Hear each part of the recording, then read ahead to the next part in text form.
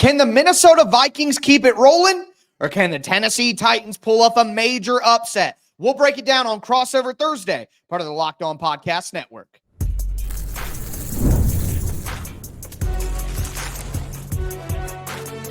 You are Locked On NFL Crossover, part of the Locked On Podcast Network. Your team every day. Football fans, welcome into another edition of Crossover Thursday. Locked On Titans, Locked On Vikings. We're going to be breaking down this matchup. Crossover Thursday is presented by Prize Picks. Download the app. Use the code LOCKEDONNFL to win $50 instantly when you play your first $5 lineup. I am host of Locked On Titans, Tyler Rowland, here with my guy, the brain, Luke Braun, the host of Locked On Vikings. Going to be going over the big stories in this game, doing some predictions as to what will win this game for either team towards the end of the episode. Thank you for making Locked On Titans and Locked On Vikings your first listen. Make sure that you get subscribed, stay subscribed. It's your team every day here on the Locked On Podcast Network. But Luke, we're going to jump right in to the Vikings side of this. And I would be asking you this anyway, but we got a little article from ESPN saying that Sam Darnold could be a guy to watch for the Titans in free agency. So for multiple reasons, this game and the future. It's a scouting move, huh? For real? Yeah. Yeah. Give us the lowdown on future Titans legend, Sam Darnold. He's what he says on the box, man. It's been, I think, better in September than it has been lately. I think he's honestly coming off his worst game of the year against Jacksonville. Yeah. Where the ball placement was just messed up. So he might be in a funk, or maybe that's just a one-game thing. Here's the skinny on Sam Darnold, though. He can throw to every level. He makes you defend every blade of grass. He's got enough athleticism to also have that threat, just a scramble threat, not in the way of Lamar Jackson or anything like that. But he'll run around enough where you have to worry about your lanes. And so that's another thing that stresses out a defense. All those things are great. That's why he went third overall. He just doesn't protect the ball. You're just going to have, you'll see it. Your defense is going to get 2 or 3 turnovers. You just will. Like, you just set your watch by it. You will get 2 or 3 turnovers in this game. And they'll probably mostly be Sam Darnold's fault. It's just what he does. It's what is preventing him from being someone's franchise QB. But as like a 1-year bridge into something else, we'll take that. We're perfectly happy with that. It is, I would say, astronomically improbable that the Vikings re-up with him after the year. They've got JJ McCarthy. They're happy with that. Right. No, doesn't sound like he got surgery. He got an injection. Yeah, another surgery. JJ McCarthy's ruined. Yeah, right. Yeah, that was misreported, I think, is what that sounds like, by the way, for Vikings fans who are freaking out about that. It was a fairly routine part of meniscus rehab. So, but anyways, yeah. So if you want him in your building, I think that's a great veteran presence to compete with a rookie that you are going to be okay with benching halfway through the year once your rookie is better. I think that's the perfect place for him in the league. What you end up paying for that is probably not that much as quarterbacks go. But all of that, he's so good at having a game where he plays 25 of 28 reps beautifully and then turns the ball over on the other 3. And you have to go well, what do we make of that? Right. That makes it tough. And listen, Titans fans know a lot about a guy who likes to give the ball away. And speaking of that, you look at this Vikings defense. I don't think it's some state secret that the Vikings like to bring pressure. I believe they blitz at a 40% rate, second highest in the NFL. And the Titans allow pressure at the highest rate in the NFL against the blitz. 53% of the time against the blitz, the Titans allow pressure. So just how bad is this going to be with Brian Flores' blitz scheme? Just how ugly is it going to be? Sometimes they walk into these games against porous O-lines or, teams that have pressure issues, and they don't blitz at all. And they just say, well, actually, we think we can just get there with 4, so we're going to do that. Right. And they'll simulate pressure. They'll make Will Levis, really struggle with what he's looking at and really try to post-snap read it out. Everything will be disguised. You basically get no good information pre-snap unless you can really crack the code in the week for what you think you're going to get. I actually think the Lions did a good job of that, but you have to be really on it. What they like to do is they like to zone cover behind their blitzes. That's what's weird about it. You get a lot of other blitz-heavy teams throughout history would be in man coverage, need good corners. Yep. They zone cover it. So there's a lot of cover 4 with 2 guys underneath. There's a lot of 3 and 3. And those coverages all will have holes in them. There are fewer guys in its zone. There will be space to throw to. You have to find that space. But I guess it comes to, and I'll want to circle back to this with you when we talk more about the Titans in detail, what the blitz plan is for your offense, whether it's try to get the ball out quick, whether it's max protect and try to block it up, like what the actual answer is, will I think kind of determine what kind of adjustments and plans we see throughout. But as much as the Vikings offense has turned it over, the Vikings defense has essentially gone blow for blow, getting the ball back, sometimes in rapid succession with each other. So we've seen a few games this year that are like the turnover battle is 4-3 or 3-3, and things are going back and forth. Getting pressure on that quarterback. But if you can block it up, or if you have a quarterback that can get the ball out in time or create with his legs or whatever, if you have a way to parry that blitz away, then you get like 2 or 3 coverages every single play. Like the variety post snap is not really a lot because all the variety is pre snap. And then there comes these opportunities to maybe find a hole in it. Well, I'm not very confident in the Titans' ability to find a hole in that defense. I guess I'll ask you this way, speaking of holes, if a team were to beat the Vikings, what do you think that looks like? I mean, look at the two teams that have, with Jared Goff and Matt Stafford. I don't know if this is going to be Levis, but those two guys got the ball out on time very well. Mm-hmm. They had a lot of extra blockers, so the blitzes were a lot easier to sort out. And they used concepts that they knew were going to attack the coverages that they got, because the punish to that, right? If you keep 8 people into block and you only have 3 routes, well, then suddenly you don't really have an advantage against a 6-man zone coverage anymore. There's 6 tier 3. They can all sort that out and figure it out. So you have to run the concepts that are true beaters for those. That's all on tape, right? Like, and I'm sure that Brian Callahan will have those ready to go. So I'm sure you'll have your beaters, but the ball has to be out on time. You have to have your pressure answer. And then I think the game looks like it, and they've all kind of been these kind of swingy. The Vikings play really bad for one half and then really good in the second half, or vice versa, where, it's kind of never over and it's streaky and it's swingy. And then if you just get the right bounce on the ball and you get the right things, then, you can steal one away. But it really has to start with the offense has to be functional under pressure, and whether that means blitzes or whether that's, Jonathan Grenard on whoever getting pressure. You have to be functional under pressure. If pressure breaks the whole thing down, then it gets really hard to move the ball, and you have to kind of find other ways to do it, or you have to find a way to run the ball on them against too high, which is also a thing that you can do a lot of. They'll be too high a lot. Will Levis is in danger. That's all I know about that. But we're going to talk more about I got to know about this, danger. Man. Yeah. We're going to talk about that right now. It's Crossover Thursday, part of the Locked On Podcast Network, your team every day. Today's episode is brought to you by Hillsdale College.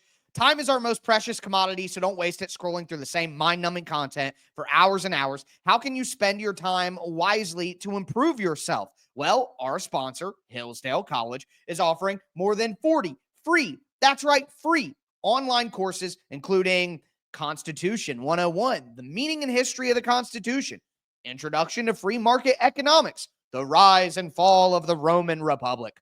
All of Hillsdale's courses are self-paced, so you can start whenever, tune in wherever. Plus, you can go even deeper with readings, quizzes, discussions, or just enjoy the lectures.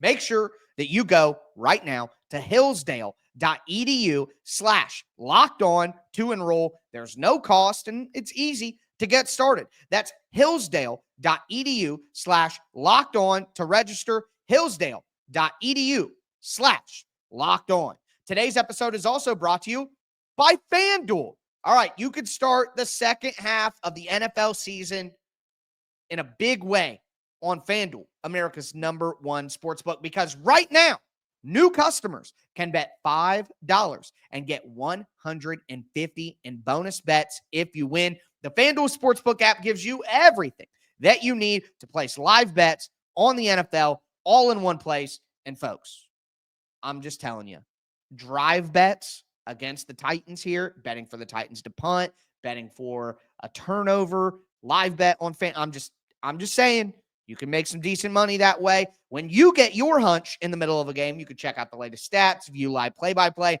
and so much more on the same page where you place your bets. Visit FanDuel.com to join today. You'll get started with $150 in bonus bets if you win your first $5 bet. And Vikings money line sounds like a pretty good $5 bet to start with. Go to FanDuel.com, never waste a hunch, and make every moment more with FanDuel, an official sportsbook partner of the NFL.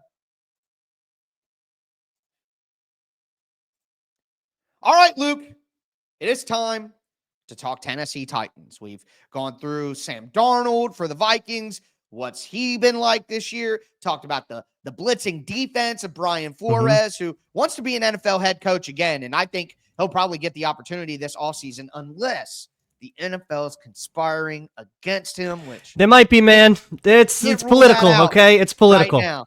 Definitely is. But something that's not political is the Tennessee Titans, because whether you're on this side or that the side, apolitical Tennessee Titans. They are not very good this year. But radical centrist Tennessee. Will Levis, had his best game of the year. No turnovers, took a bunch of sacks, but hey, it's still his best game of the year nonetheless. I'm curious to see what you are wondering about with this Titans team. Well, so I haven't paid any attention to good old Billy Blue Jeans since the draft. Is he just like a turnover machine? Because like the only thing I've seen about him is that every week he generates a funnier screenshot than the week before. But that's is it just everything is a circus, or am I just only seeing those plays? Or like, give me the Levis shtick. I know your fans have probably heard it a million times. I haven't. Give me the Levis spiel. He didn't do a meme last week. He just played. The streak is broken. Right. He just played regular old okay quarterback. You know what I mean? Like it was just a regular old, I'm not a great quarterback, but hey, I played out there. Look, he's got a huge arm.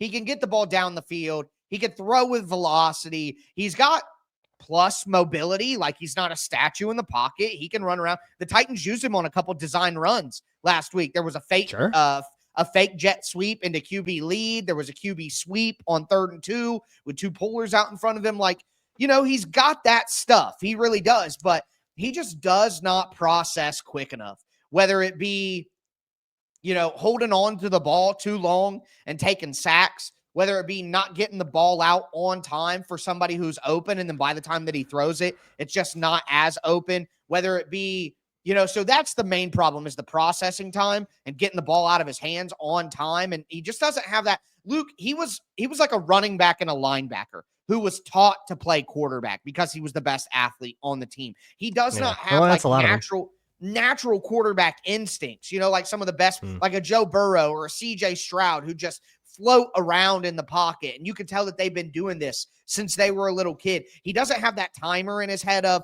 hey, I can't.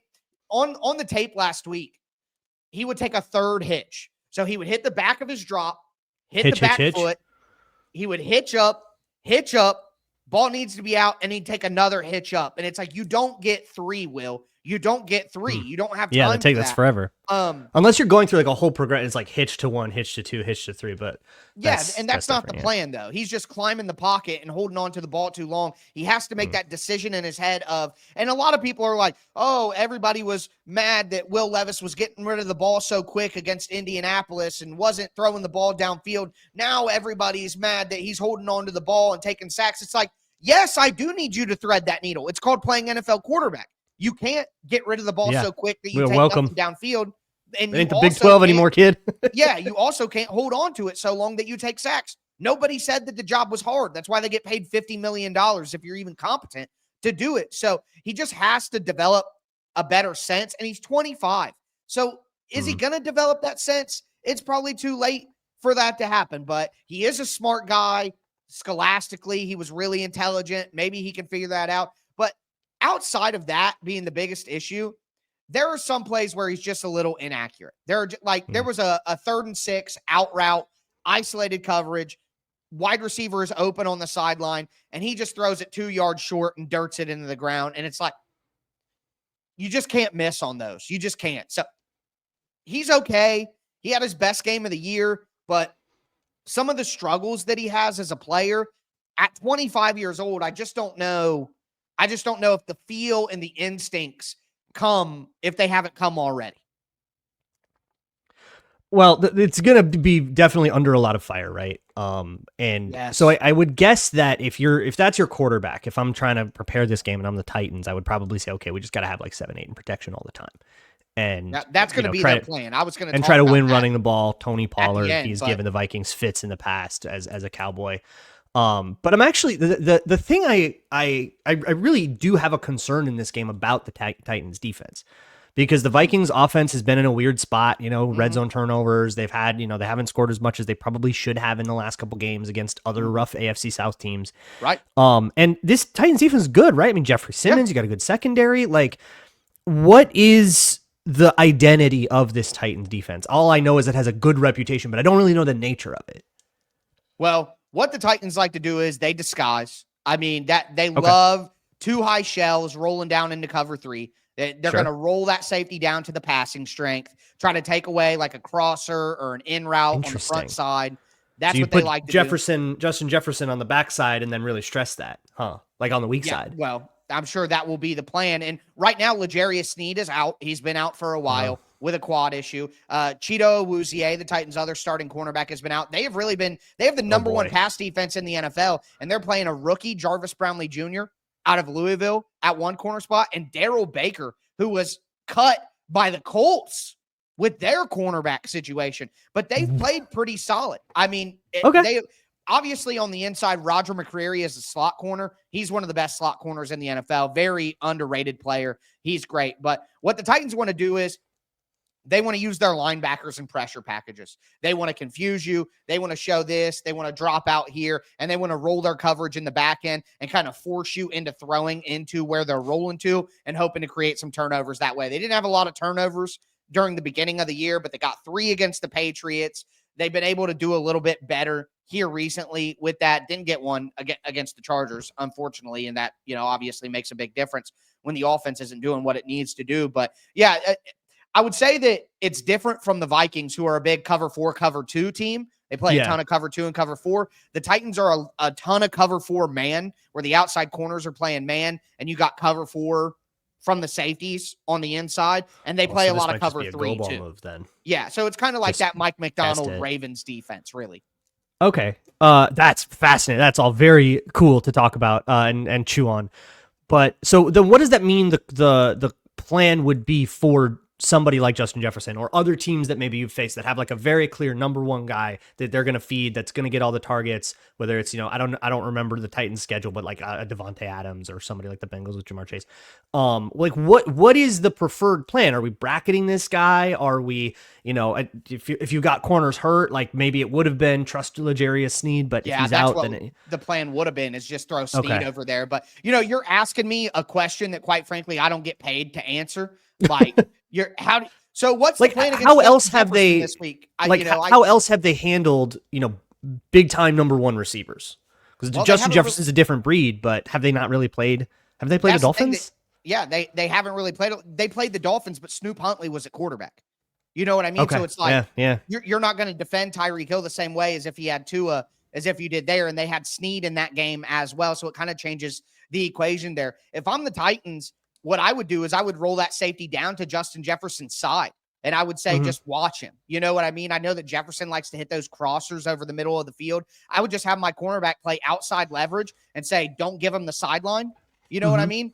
And then I would have a safety rolling down over the middle. And the Titans do a lot of I know when it's linebackers, it's like banjo coverage, where you pass it off. Well, that's like if you put in a bunch. Yeah, so that's the way that I would play it. But if you put Justin Jefferson in a bunch per se, and you bring him in, that outside to inside motion and get him going across, just attack the middle of the field where the linebackers are, because Jack Gibbons and Kenneth Murray are terrible in coverage. So I'm hitting Justin Jefferson underneath in this game and letting him get yards after catch, because the Titans' middle of the field defense, especially with Quandre Diggs out for the year now, you're going to get Mike Brown. And Mike Brown is a solid third safety, but he's not a starting level safety in the NFL. So Amani Hooker's probably going to have to play back deep to not get beat deep on the post from Jordan Addison. You know what I mean? And Justin Jefferson should just have his way over the middle of the field. So I don't get paid to have an answer, and I don't have a good answer for you of how to stop Justin Jefferson. I don't know if Denard Wilson, who gets paid a lot more than me, is going to have one either.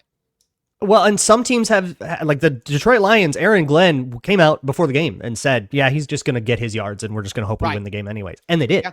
So like that can kind of be a valid answer, is we're just going to play our normal defense. He's going to get his, we're going to hope we shut everything else down. Or you say maybe we'll bracket him, which is kind of what the Jaguars did all day. Tight ends go off for 140 yards in that game.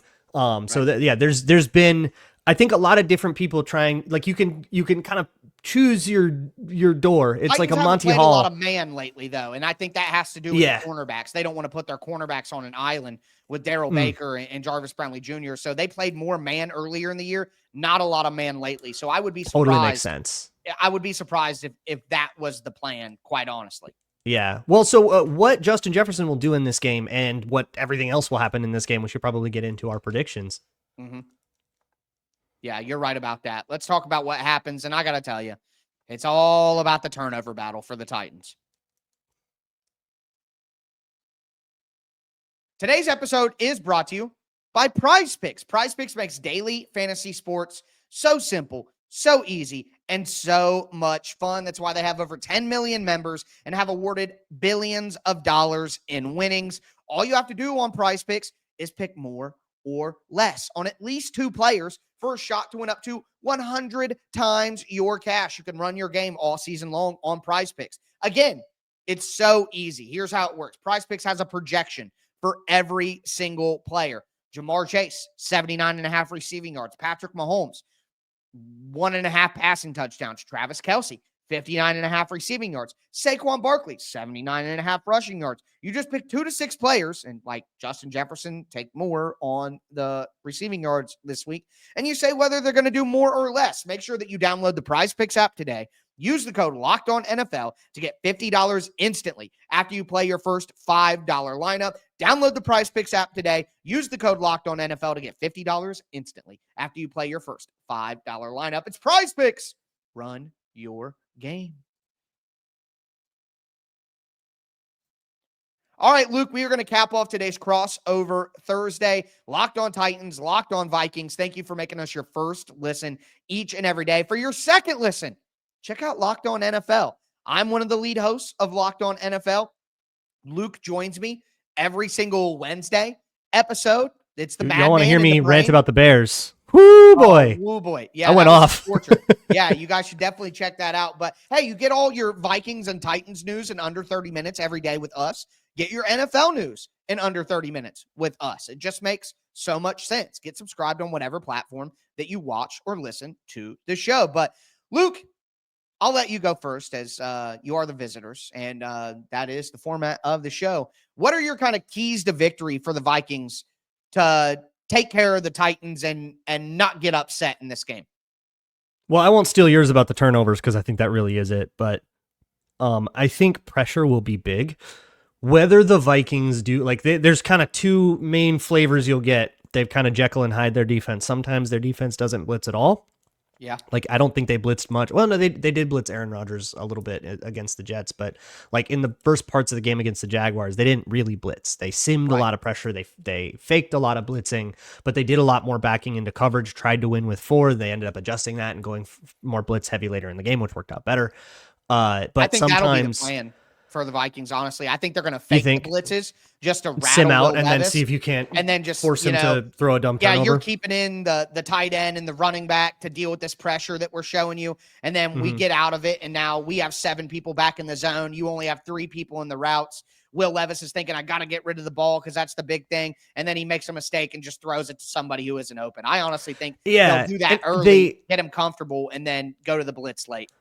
They like to do that against like quick strike offenses. Like if your answer to the blitz is to throw a slant, they want to back somebody off into your slant window and sort of confuse you that way. And then suddenly you've done quick game, your O-line has done quick game. And if nobody comes open, all that stuff really falls apart because of the way those pass sets are different and the drops are different. And so it falls apart really fast and you can get disruption. But if your answer is to try to block it up and then go deep or something like that, they might just say, okay, we'll just take this on. So I don't know what they're going to do, right? If we did, we'd probably be more involved in podcasting, but whatever that is, it has to get home. It has to get to Will Levis. You have to get Will Levis rattled. Somebody like him, I I want to see him out of rhythm. If you let somebody like that get in rhythm and then none of the bad stuff that he's done all year actually comes to fruition in your game, you did a bad job. Right. Any other keys?